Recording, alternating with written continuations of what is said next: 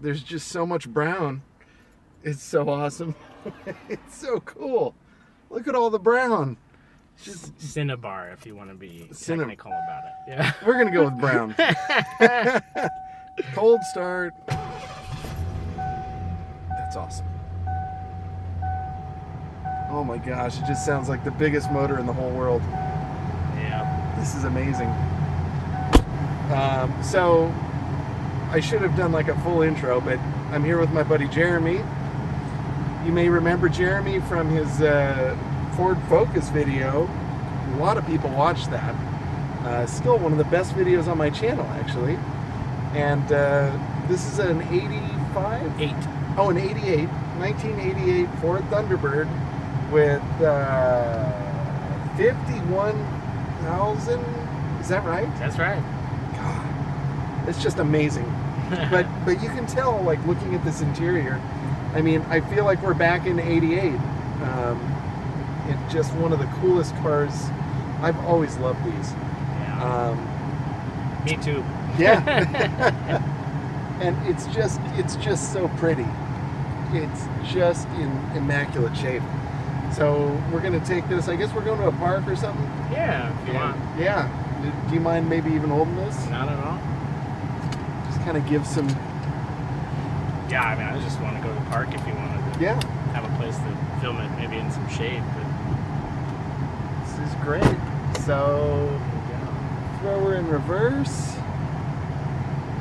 Am I going that way? This way. Well, the brakes initially not too confidence-inspiring. Very American. Oh yeah, 80s brakes are a thing that if you haven't driven an 80s car in a while. Good old front discs, rear drum, no anti-lock. Yeah. They get fresh fluid in them. But that master cylinder's a little tired. Look at all of these controls. Does this steering wheel... It does on the right, but there from the front. There we go. Okay, that's one of those brilliant things, you know, our good friend Bill and everybody else comments on those stupid Ford tilt wheels where only the actual front of the wheel tilts. I don't know. They only started doing that in like the late 70s maybe, and then through the 80s. By the 90s back to normal stuff, but these cars of this era specifically the Fox bodies, they all had, and the Panthers had that weird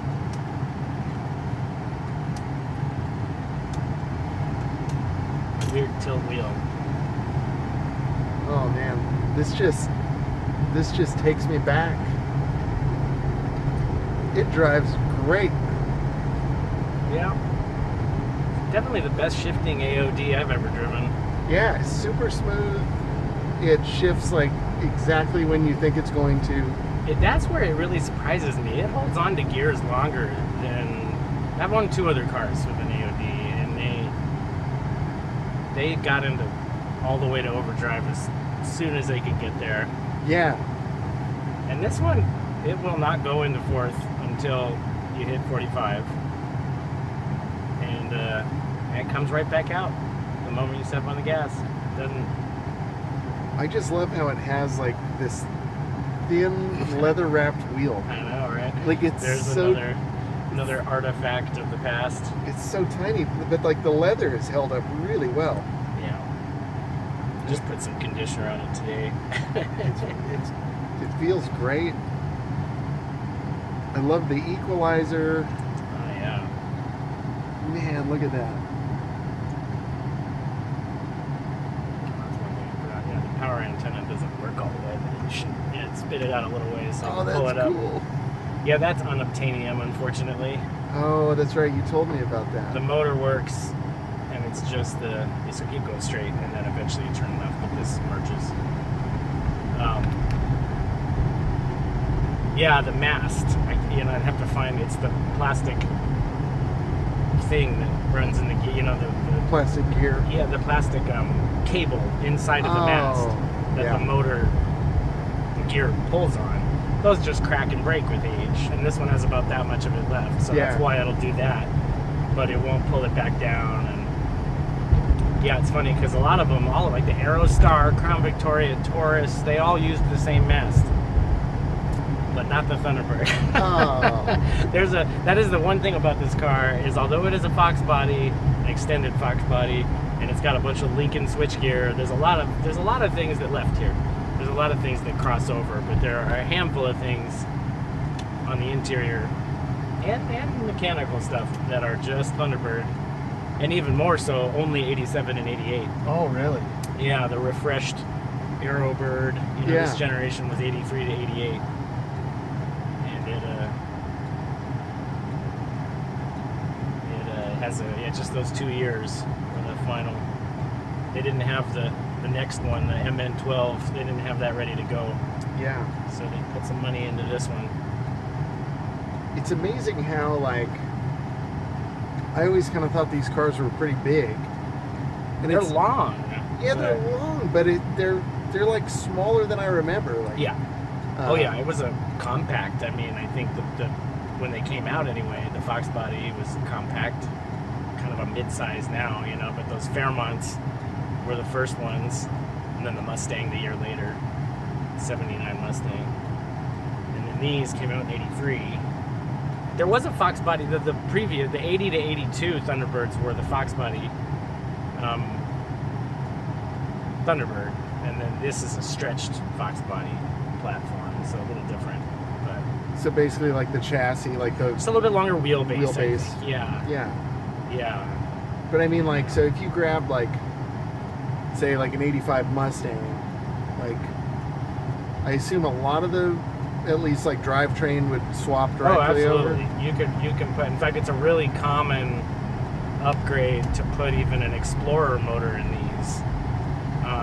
Because yeah, this is the non-HO 5.0 or 302. You know, I'm kind of with some others. I know Ford loves to brand it a 5.0, but it's really a 4.9. But the 5.0 sounded good, and they already had a 4.9 straight six. So go up here for a while, and then after we cross Willow, there'll be the next light. There'll be like a turn into the park, or I guess really.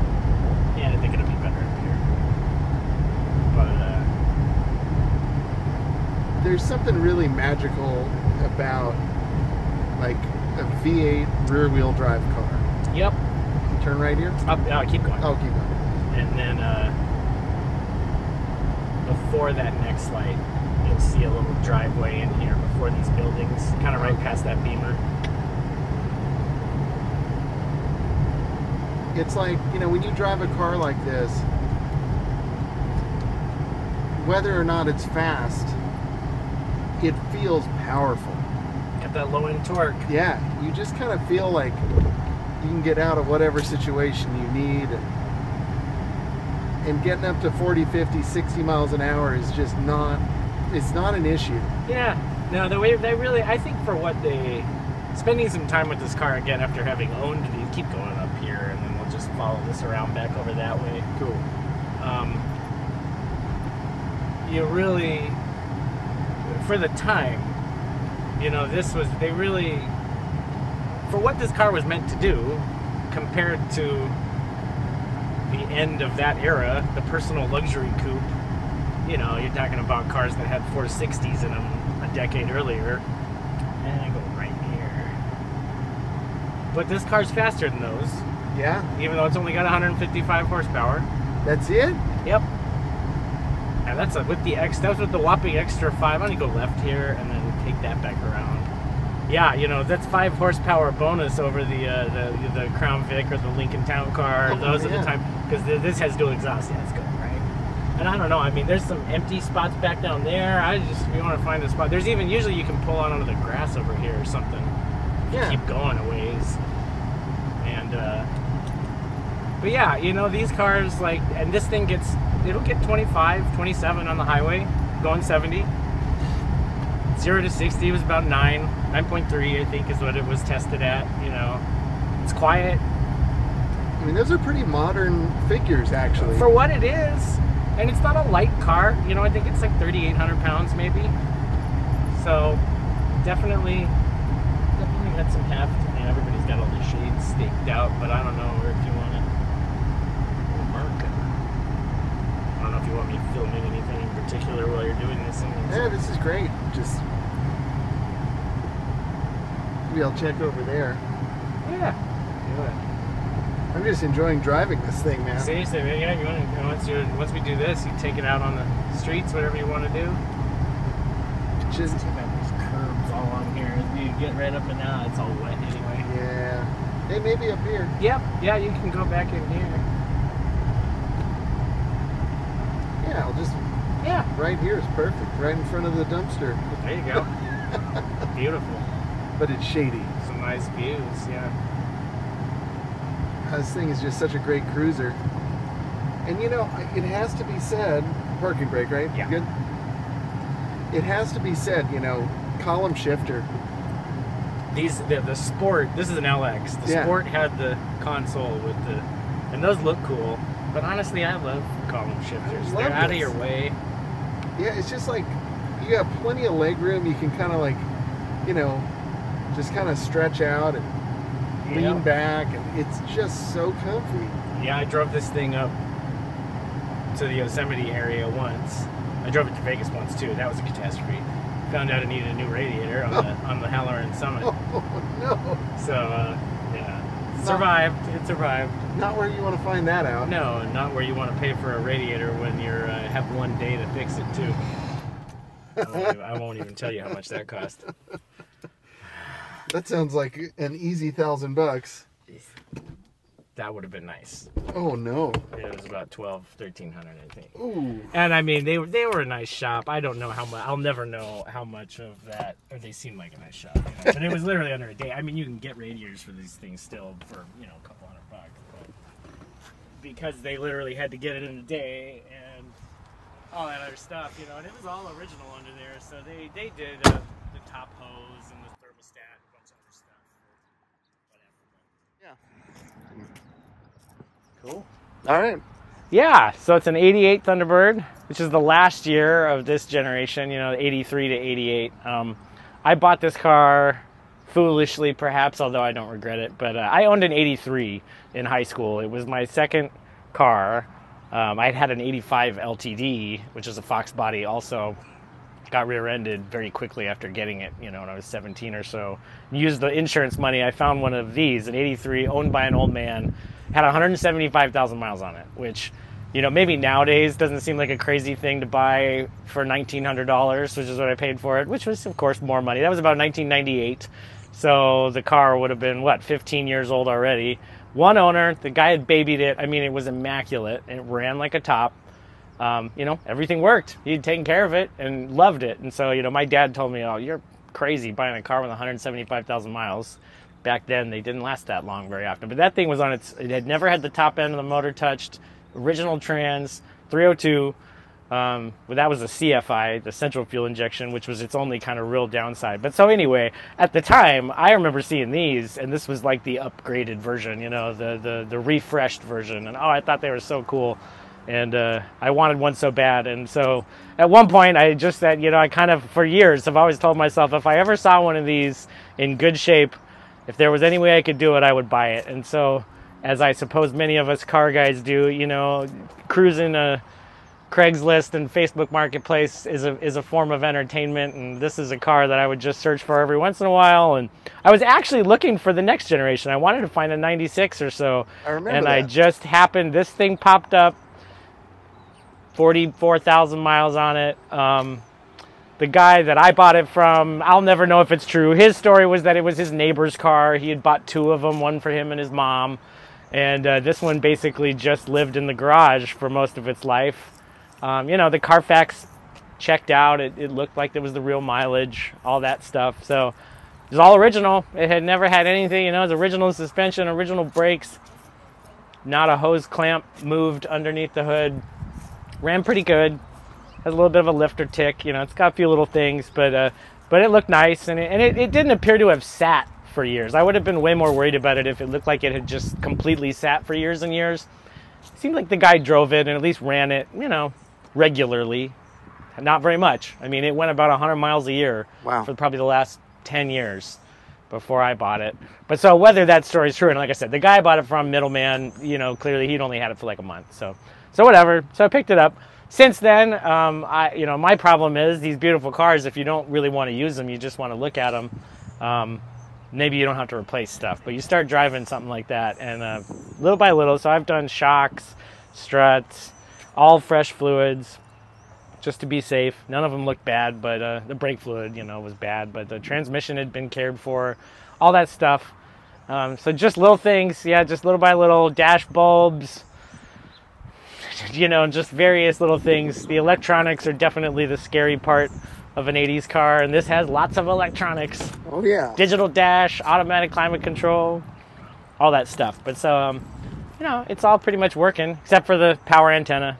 That is, the motor works, just need a mast. Haven't located one yet, but maybe eventually. But, exterior-wise, it's good. It's a good car to drive, really, because it's not perfect. It looks really, really nice, but it's got some dings and some scrapes, and there's a little fade on the roof. And, I'm pretty sure it lived in a garage for most of the life. It certainly looked like that. You can see there's little things. But overall, it's super clean. Supposedly, it came with these wheels on it from the dealer the guy bought it from. He had these same tires on it, but they were 10 years old, so I put on... with the white letters out. I thought, if you're going to go full anachronism and have a brown 80s car that looks like a 70s car with muscle car rims on it, or wannabe muscle car rims on it, you might as well go raised white letters. So absolutely. I know that's a point of contention with many purists. And these cars look fine with their various wheels that they had on them in the 80s. Actually, the odd thing is my neighbor down the street, there's an older lady who has one. In same thing, beautiful condition, and wow. She's probably the original owner. I've actually never had a chance to talk to her about it, but it was kind of funny because she has the stock wheels, but shortly after I bought this car, she'll honk at me when she drives by sometimes if I'm out there, but I noticed she switched over to the raised white letters a couple months after I had this car, so... Setting some trends. I got two 80s, I don't know if hers is an 87 or an 88, but that's the only year they look like this, but yeah, two of them on the same street. What are the chances of that, Personally, I love the white letters. Like with these wheels, it's just like it presents so well. Yep. I just love the way the chrome kind of pops and the white letters pop. I think it looks all right. Yeah, I think for guys who were alive and enjoying cars during the muscle car era, this is a little offensive. This is not the car these wheels were meant for, and whatever, because they remember the good old days of 400 gross horsepower, and this has a lovely 155 net horsepower. But like we were talking about on the drive here, it gets out of its own way. It's a very pleasant car to drive. Yeah, it is. It's not fast, but it's not slow. No. It'll keep up with modern traffic. Yeah, no problem. Yeah. Can we check out the trunk? Yeah, absolutely. Is it the second it's a little key? one. Yep, that's the only thing that one opens, in fact. Those of you youngsters out there. Yes. I mean, and I can't believe, you and I are talking to youngsters, because we were the young guys.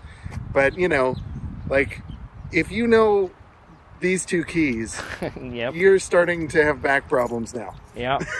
So, and back in my days, you had the ignition key, and you had the door key, and the trunk key. Although on a lot of the Fords used the big key for the door too. This one does. Yeah, they switched around. I think on one of the older model I had, the small key opened the door. The round key opened the door. But on this one, it's only the trunk. Man, and it's so wild to feel, it's like a light trunk compared to kind of the new cars. everything's just kind of thick because they have the thick taillight lenses. Right. Yeah, but this is just it is what it needs to be. And this is actually one area of significant improvement between the previous version, is they actually moved the spare tire over there. All the old Fords and really a lot of cars, they always had this full-size spare tire just sitting up there in your way. And so this one, it's a donut, but it's over there on the side, and it really makes the usable space in the trunk a lot better. Yeah, this is great. With the flat floor in it there and everything. It's surprisingly big. You could probably fit 2 bodies in there. 2.5 if you're in a rush. I mean, not quite like the Crown Vic trunks. But, oh no! But still, you could definitely take a pretty nice long trip with this. Yeah. And take quite a few things with you. All your personal luxury needs. Is it a power close? No, you just clunk her down. I always like to ask, because you never know. Yeah, that's true. The Lincolns of the era had that, but and does this have not the Fords? Does this do the trick where you hit these two Yep. and it locks the... Yep. That's awesome. Yep. Those of you that don't can- know, the old Fords, you press the 7, 8, 9, 10 together, it'll unlock. And so you said the big key does the... Big key does the door. Even like the door lock feels good on this car. Yeah, I did the strike. I had to replace the strikers. You know, this is another old Ford artifact. These little plastic things fall apart and then the door rattles. Yeah. On this particular car, you can't replace the plastic part. Let's check out the power barn. See what we're working with here. 302 cubic inches of fury. Yeah. All right. There we go. Man, that looks really good too. Yeah, it's a little grimy. It's got a little oil. So it's going to be due for valve cover gaskets before too long. They're not too bad. You know, it's got a little stuff here and there, but fresh. I recently did a tune-up on it. I did the plugs, wires, cap, rotor. It's got a new belt. That's actually an original hose down there on the bottom of the radiator, but this is a new one. Oh, wow. Yeah. When are you going to change that one? When it needs it. Okay. The shafts, even the upper one, they only changed it because they had it off. They said this is actually in perfect condition. These don't really, like when they're taken care of. Yeah, when I bought the car, I did have it inspected by an older guy over near where I bought it in Orange County. And you know, it's kind of funny because he was giving me he goes, well, you're not thinking you're gonna buy this thing and it's gonna be a reliable car, right? I mean, it's old. Like, they were good cars in the 80s, but this thing's old. It's not going to be good. And he went out and drove it around, and he came back and looked at it, and he said, well, I think that is exactly what it appears to be. It is a 44,000-mile car that has never had anything done to it. It all seems like it's in great shape, but it is an old car, but there's nobody's pulling a fast one on you. Yeah. So I've done it, but yeah, I had to replace the idle air control valve. That went bad, as they tend to do. I cleaned it a few times, and it eventually just gave up. Yeah, just basic maintenance stuff, though. You know, it hasn't had any major issues. I'm really kind of like the size of these studs for the struts. It's like, yeah. I mean, this all looks pretty beefy, man. That's a little different than stock. When I did the struts with KYB struts, I did just replace the mounts. Pretty much the same. They make all kinds of elaborate things to control the caster and camber and stuff. These are pretty finicky cars. They're really hard to align. Yeah. I remember that from my 83. I don't know why that is. And they get all cockeyed and the wheels are weird. And this one's all original in terms of all the rest of the suspension. It might be in need of some, but it's aligned. It's great. It tracks straight. It doesn't wear the tires. So far that's going good. It drives great. And, you know, it's amazing how much more like real estate there was because of this long nose. Yeah, the beak nose, I think, is what they called these, because the Arrowbird was kind of the whole generation. You know, for whatever reason, the Thunderbird fans, you know, they like to give the different generations names. You got the Bullet Birds and the Box Bird before this one, and this the Arrowbird, but with the beak nose. Yeah, this 87, 88 refresh had a different... To me, I think the peak year for this generation is actually 86. Because that's the original exterior look with the sealed beam headlights, which are nice because they don't fog over and you can't replace these. They don't exist, you know. But the 86 had the updated interior. It had the SFI motor. This was a big deal. When this switched over to sequential port fuel injection versus the previous throttle body or central fuel injection is what Ford called it. That was a huge upgrade. I mean, it gave it, just in terms of drivability, it's really, for the time, it's quite an impressive I like the little system. shower cap for the... Yeah, you don't see those left on all of them, but yeah, that's the distributor. Yep, you don't see that on all of them, but it's still there. And there's your alternator over there. Yep. Pretty easy to get to. Yep, you got your alternator, you got your power steering put there, compressor there. Yeah, it's like, this is a very serviceable engine. It is. Like, everything is... Yeah, I did the plugs just a couple weeks ago. It's no big deal to get in there, which was nice. Looks like passenger side might be a little more tricky. It was, but it wasn't any issue. I didn't have to take... Yeah, just a little finagling, but no, all that stuff's pretty accessible. We'll see if I decide to do the valve covers myself. I got to take that intake off to do that, so that'll be an adventure. That might be at the limit of my shade tree mechanic skills. I don't know. Well, I've got a mobile guy I can send you. Yeah. He can say some choice words to your car. Make it feel good about itself. You know, it probably needs to hear them. Yeah. It's been lonely, sitting around in a garage, never needing any repairs. Right? So, yeah. You know, there's a whole bunch, as of course, with all the time that's gone on, there's a lot of things that these cars are known for having failures for, although they're generally very robust engine, and the transmission is too. In fact, there's a fun one if you want to, for the nerds. So I had to, many of these AODs were taken out, but you see that shiny little part right there by where my finger is. This is the TV cable that controls the pressure in the transmission, basically the kickdown. Oh. This was originally a little rubber grommet thing, rubbery plastic thing, and they just deteriorate. And then boom, you drive your car, that thing falls out, and you're no longer, you got the wrong pressure in the transmission, cook the transmission in a matter of minutes, you know. Really? My 88 Crown Vic, that happened to it right before I bought it, which is why the guy had put a new transmission in it because of that. But so they started making these metal things, so I got that on there as soon as I could. Yeah. So that's not really going to be an issue.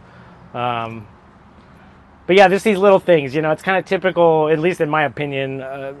I'm way more of a Ford guy than a GM guy, but most Fords, all the way through the ones I own, even like that Focus, you know, they kind of design a generally robust vehicle with several weak points where they cheaped out and used plastic or something else, and they can often be fatal, and just, you know, little weird things like that. But this one, you know, the fuel pumps are known. That's kind of the one I'm waiting is fuel pump. It's on the original fuel pump, still working. Yep. Known to go out. But that'll be any day. I already did the ignition switch, which is another thing that goes, but just as preventative, just to eliminate concerns over things and whatever, little stuff like that, you know. But generally speaking, most of these cars got driven to 200,000 miles and used up, you know. They were pretty reliable.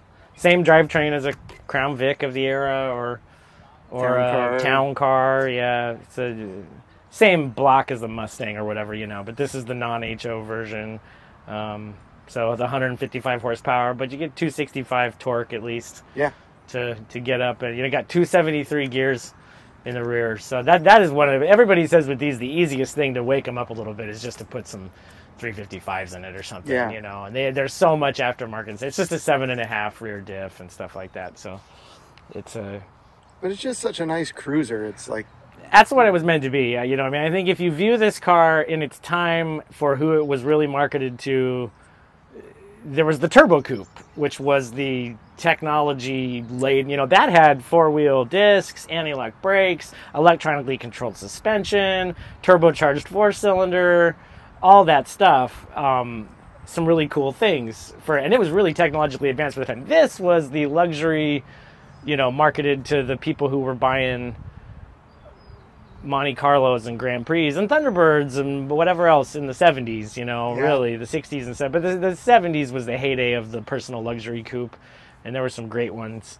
And so this was coming along, you know, but very equivalent car of the time to, like, you know, your Monte Carlo, Cutlass Supreme, your G-body, your GMG bodies were still going at the time. Actually, same thing last year for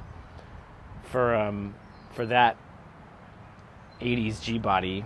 A little more technologically advanced than those cars, though, at the time. You know, this is a direct comparison. Those would have had a Oldsmobile 307 with a 4-barrel Rochester on them, which was probably more reliable than the throttle body injection, but probably not more reliable than the SFI. Yeah, you just slam it. There you go. Yep, gotta get some weight there. Can we take a look at the inside? Yeah, do it. Yeah, let's talk about that. This is where I think this car is really fascinating. This is where it's a real kind of anachronism, you know, is you got this basically Fox body platform car from the 70s, 78 technology, you know, but then you get all this whiz-bang gadgetry here from the 80s. I love these 80s Ford digital dashes, to be honest. I don't really know what, because this is an LCD, a backlit LCD versus the vacuum fluorescent or whatever, those kind of light blue ones, you know. Other than having to change the bulbs, which I've had to do, which is not the end of the world, I love these things. They're readable, even with glare. They're nice, you know. They just so you just hit select here? Yeah, hit that. You can go through all the stuff there. Oh, that's so cool. And it's got like a springy little switch there. Yep. Look at that. 18.9 miles per gallon. Yeah, that's mixed. I said it'll pull 25, 27 on the highway, but it drops down to 15 just around town, you know. It's just so neat. And then to have this cool automatic climate control. Yep, that is working most of the time. I mean, the AC works great. Yeah, with R12. No, it's converted. Oh, it's converted. That is not. It was converted back in like 07. It's got that under there. So that is one thing that is not original.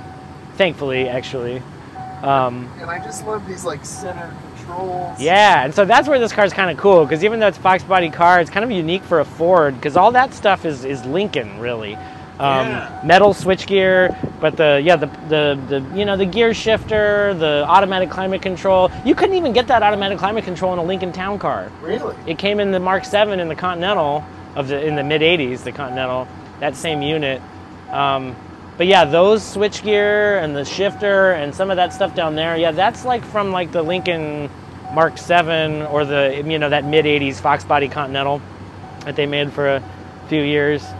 That kind of stuff. Pretty sure this is unique to Thunderbird. It might be Lincoln also. Yeah, I was noticing those really unique kind of lock and unlock buttons. Yeah, that one works, but you got to push on it a little bit.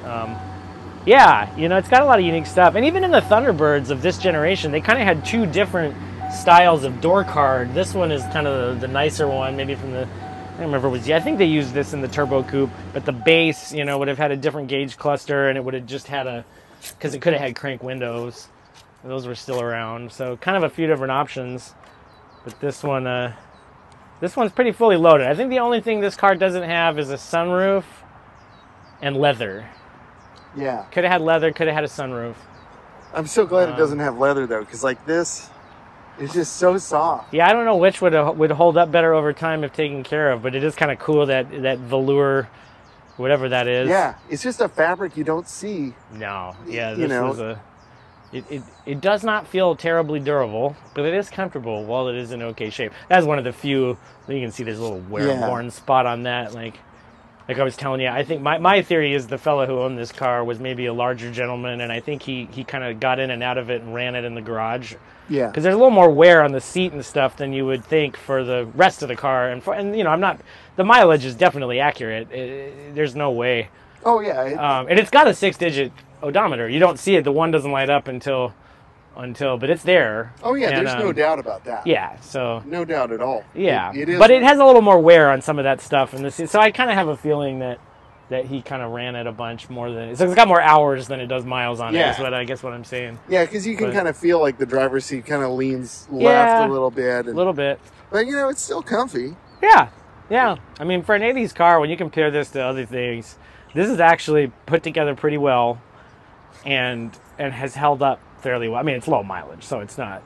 But, you know, my 83 with all that miles on it, it was still going, man. I mean, everything worked.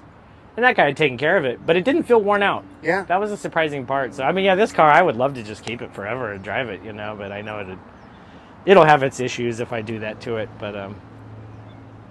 Well, can we... Yeah, what else? Let's get her on the road for a minute. Absolutely. And God, it's just fun being around it. It's got such a,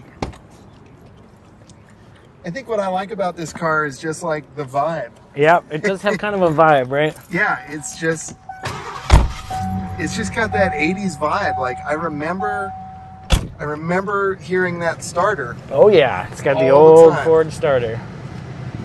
Yeah, that is like part of it to me. It's funny because they had switched that out in the 90s to one of the newer style. And so when I hear one of these 302s fire up with that starter, it's like, it sounds like a 4.6 or whatever, you know? It sounds like that era of Ford. And it's like, oh man, from the 60s through the 80s at least, that's what a Ford starter sounded like. Yeah. You could hear it and go, oh, that's a Ford. Yeah. I mean, kind of like Chryslers or G, you know, they have their sound, but that was a distinctive sound. Yeah, there's just so many things that like kind of just don't exist anymore, you know, and this car has them. This was kind of the end of that of an era of Ford, I think. I mean, I think it's so cool because there's these weird little like those map lights in the back seat. Yeah, those are the same as you would find on like a 69 Mark III. Yeah, you know, like there's these weird little, and then you've got this digital dash and these other various things next to, like, you know, switchgear and stuff that is from the 70s on a platform from the 70s, you know, and just this kind of weird mashup of things, you know. But by this point, the drivability side of it, you know, they had gotten a little more modern. This 302 with the SFI was a pretty good motor. Yeah, it's that kind of mixture of like really old school cars and then kind of the 80s like technological optimism or whatever you want to call it, you know. Yeah, you and know, some people, you know, I don't necessarily disagree, but I know some people hate that and say like, oh, they just, you know, Ford's method was just throw a bunch of crappy technology at it and it's modern now. And there's definitely some truth to that. But I think they did it okay with this guy. I mean, I don't know. That dashboard is my favorite part of this whole car, I think, you know. All day. Except when it doesn't work, but yeah. We're not going to talk about it had that. something go out. The speedometer went dark. I had the whole dash apart just last week, you know, geez. checking connections and whatever. And it was back to life when I'm not exactly sure which thing I sprayed with contact cleaner and which connector I pushed on is the one that fixed it, but something did. But anyway, yeah, you know, those things, that's par for the course, I guess, you know, But like the other thing that's kind of neat about this car that feels different from modern cars is like, you know, you can see really well. Like there's this pillar isn't that big. For as low as it is, yeah, you still get good visibility. Small a big old C pillar, but in the coupe. But even still, not too bad in terms of blind spots and tiny little mirrors. You know, every time I get in this car after driving one of the newer ones, even though my newest car is an 04. You know, these tiny little mirrors, you go, oh yeah, forgot about that. I just love how smooth the power is. It just feels... Yeah, smooth and quiet. It's just so lovely. I will say it rides a little harsher than I remember, and I don't know if that's these tires, the rims a little bit.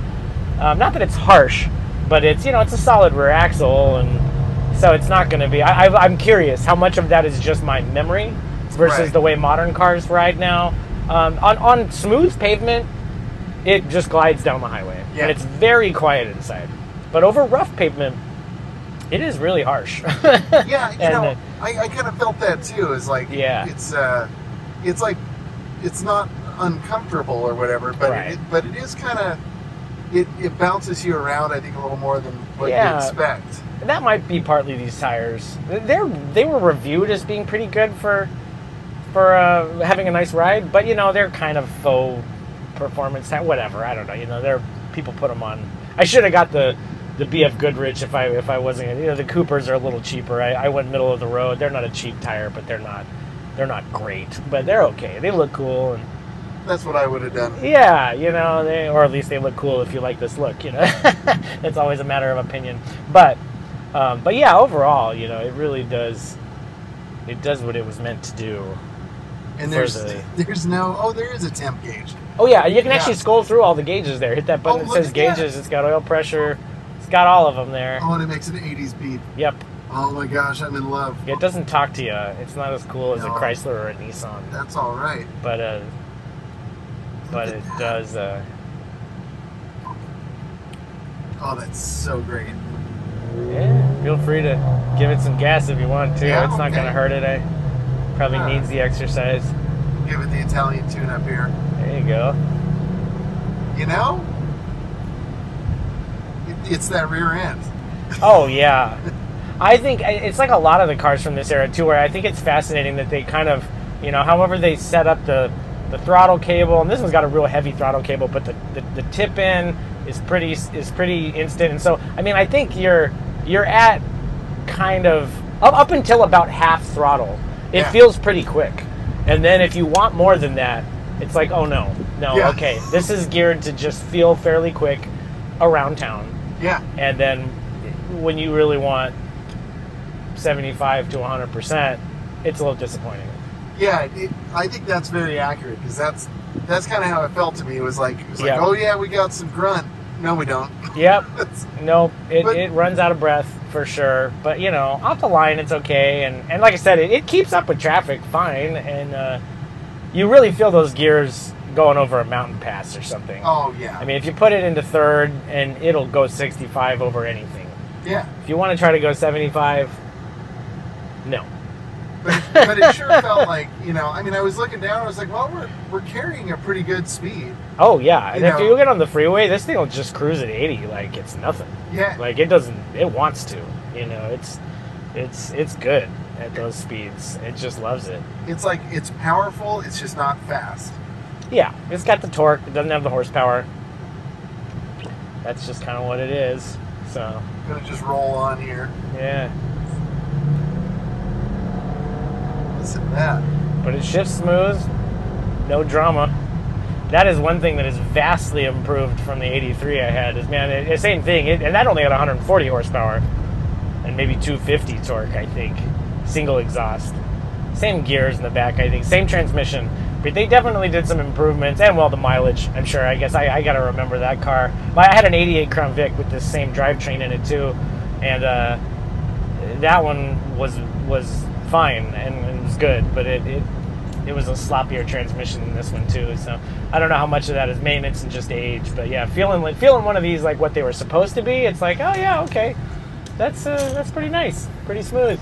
Fords were not known for their smooth transmissions of the time either, you know, like this is really just an FMX transmission, which is a transmission they used behind 460s in the Country Squires and LTDs of the 70s, and they put the overdrive gear on it.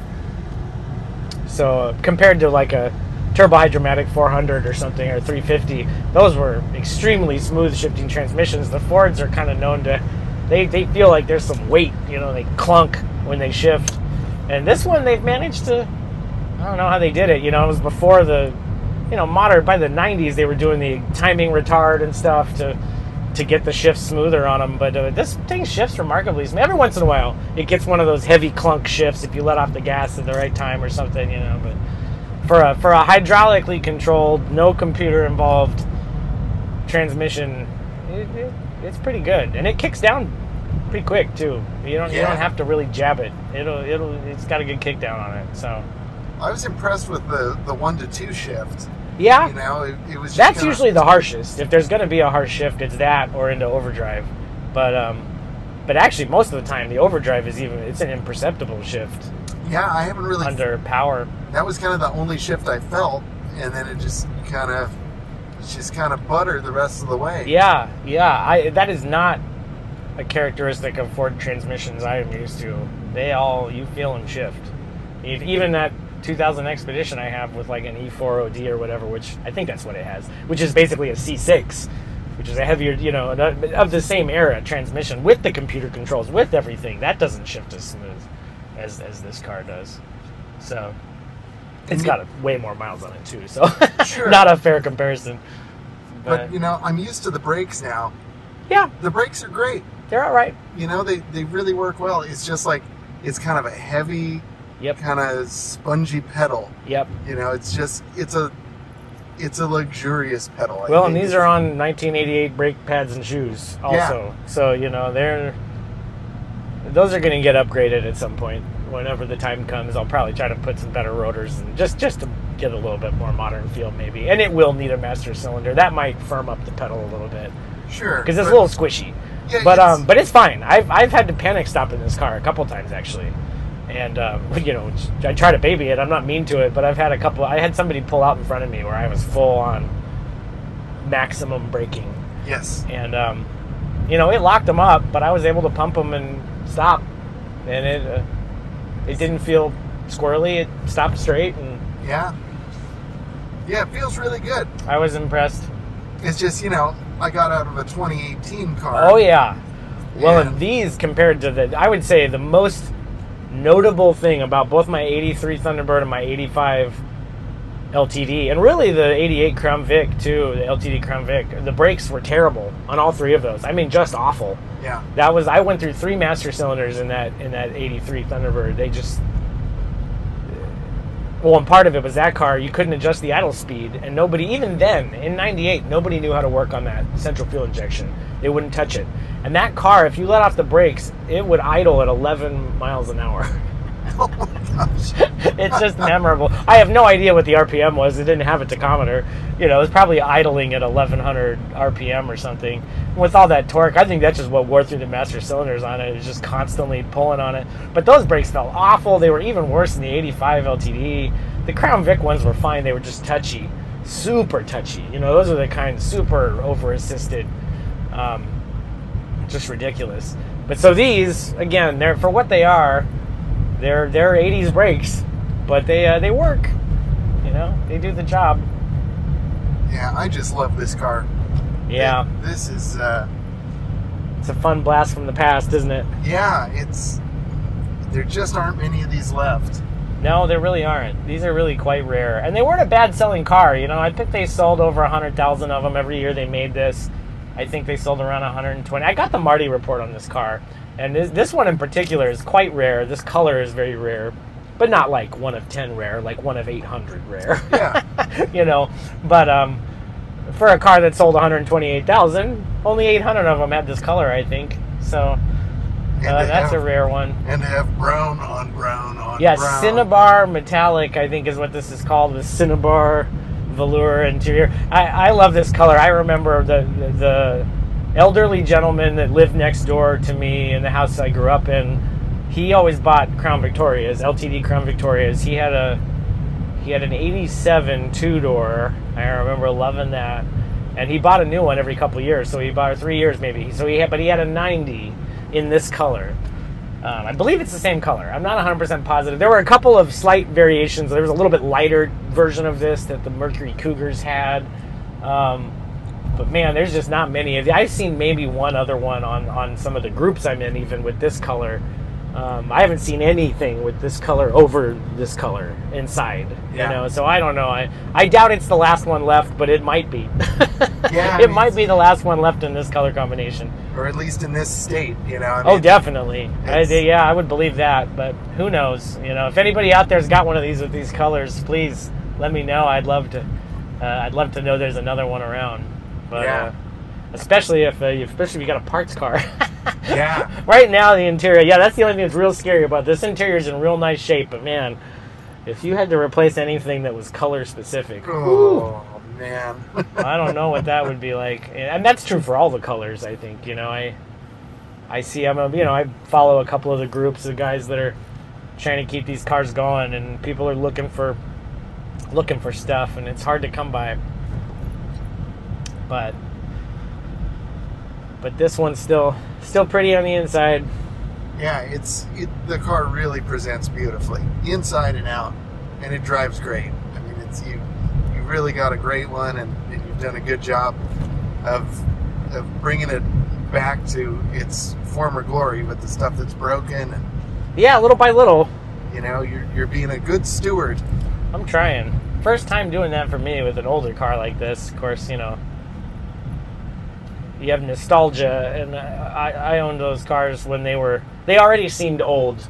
Yeah. When I was owning them. You know, it's funny to think. I think that's a fascinating thing about the way cars hold. As much as people, well, maybe now we've entered a new era, but you know, with the cars that are breaking before 100,000 miles again, like they used to, for different, you know, because they're made cheaply on purpose. But for a while there, through the 90s and the aughts, you know, we really reached an era of car that most all of them should make it to 200,000 miles as long as you change the fluids and just basic maintenance, and you know, maybe an alternator, maybe a this, maybe a that, but no real question of whether or not the engine and likely even an automatic transmission should make it to 200,000 miles with care.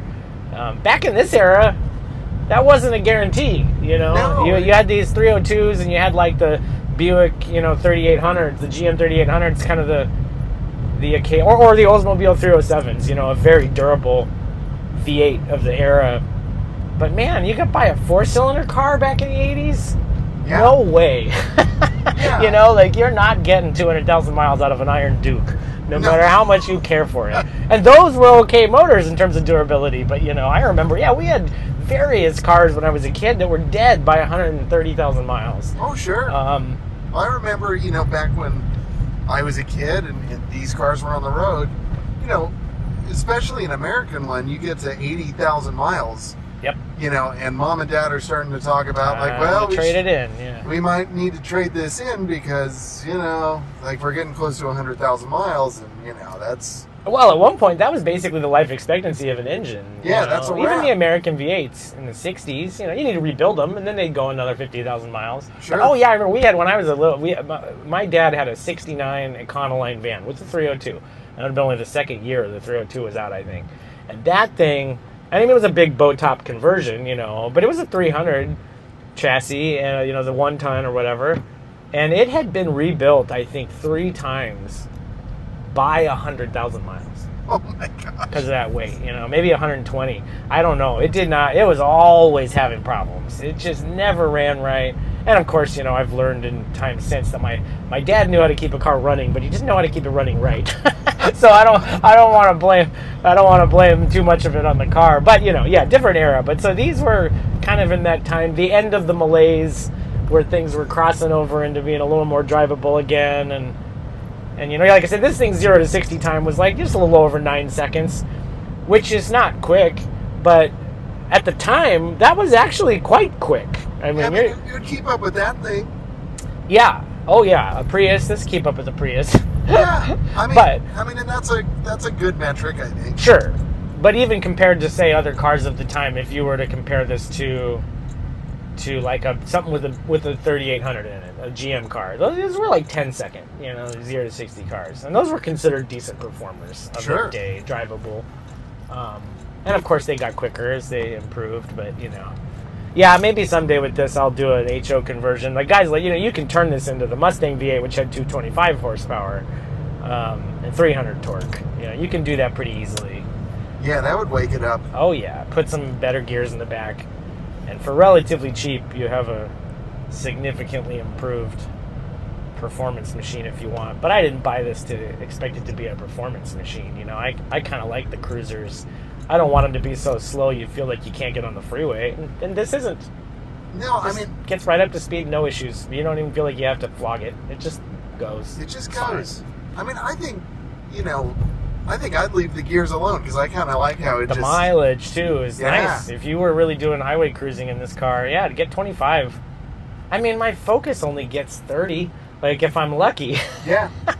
you know, like this thing, it's not bad. I mean, the other thing with this car that's interesting is, oh geez, I don't even remember what I was gonna say. That one just left me. Well, we're talking mileage, gears, engines. That'll come back. I don't know. See, I'm riding in an old man car and getting the old man brain.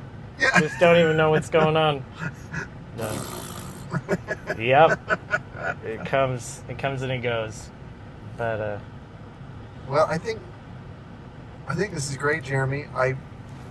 Huge thank you to Jeremy happy to share it with you. Thanks for doing this. for sharing yet another one of his beautiful Fords Yeah. from his fleet, and just giving me an opportunity and all of us an opportunity to just take a trip back to the 80s, Yeah. have our member berries. Oh, if you really want to do that, we got to do one. I know you can only get a second out of it, maybe, right? But Yeah.